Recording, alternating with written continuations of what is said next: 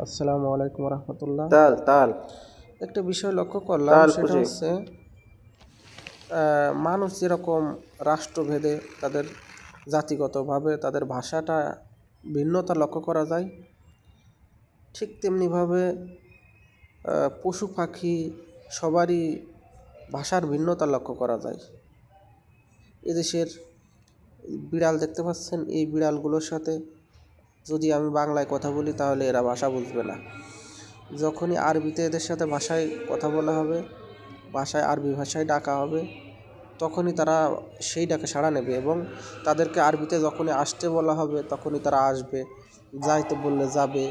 মানে জাতিগতভাবে ভাষাগতভাবে আসলে প্রত্যেকটা জাতির তাদের সভ্যতার প্রাণীগুলো ঠিক সেই ভাষায় অভ্যস্ত হয়ে যায়।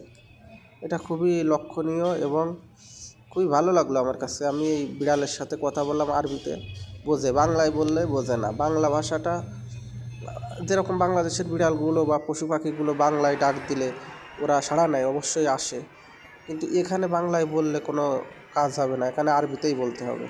যাই হোক, সবাই ভালো থাকবেন। ভিডিওটি দেখার জন্য সবাইকে অসংখ্য ধন্যবাদ।